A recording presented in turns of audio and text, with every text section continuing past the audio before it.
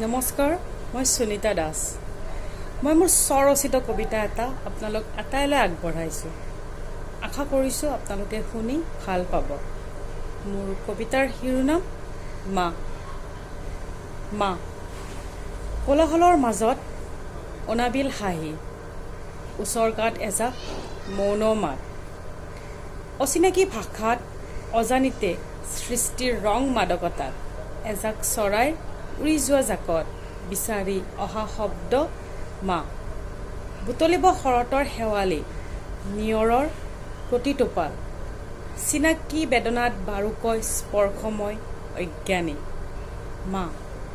ধাননি পথাৰত বৈ অহা মলয়া চাদৰখনৰ শিহৰণ তোলা অনাকাংক্ষিত টোপাল, বগা পাতৰ আৰম্ভণিৰ শব্দ মা।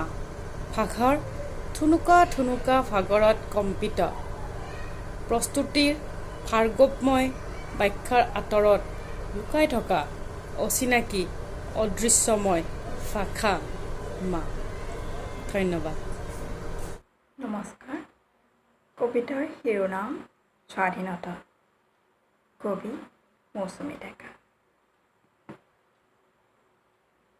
পৰাধীনতাৰ শিকলি ছিঙি নীলিম আকাশত উৰিব স্বাধীনতাৰ বিজয় ধ্বজা। সমাগত হৈ গাম আমি জনগণ মন, শপত লম অহিংসা ঐক্যৰ।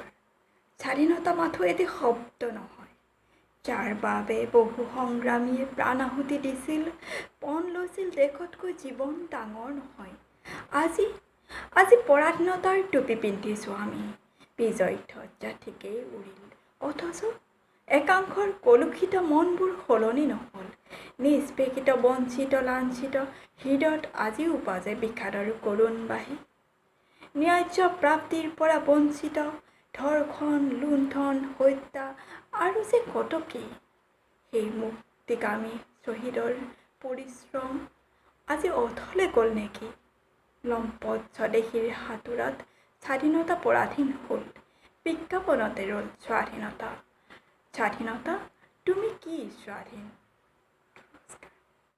নমস্কাৰ। মই নিজেই লিখা কবিতা এটি পাঠ কৰিবলৈ ওলাইছোঁ। কবিতাটিৰ নাম হ'ল অবুজ বেদনা। আজি তুমি মোৰ জীৱনৰ পৰা আঁতৰি গলাগৈ, কি দৰকাৰ আছিল ফাঁকি দিবলৈ। সঁচা ক'লেও মই তোমাক যাবলৈ দিলোঁহেঁতেন। গোটেই নিশা মোৰ চকু পানী নিগৰে তোমাৰ কথা ভাবি। তোমাক পাহৰিব বিচাৰোঁ মোৰ ভাল লগা গানৰ মাজেৰে। নাজানো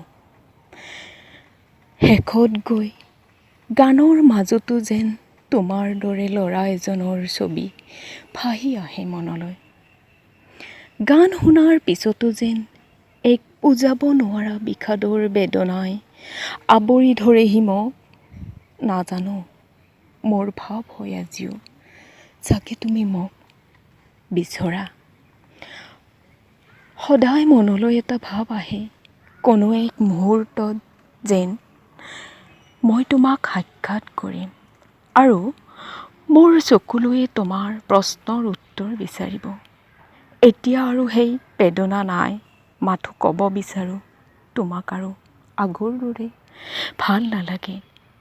দুয়ো মিলি লিখা সপোনৰ কিতাপখন যেন আজি মিছা হৈ ৰ'ল। ধন্যবাদ।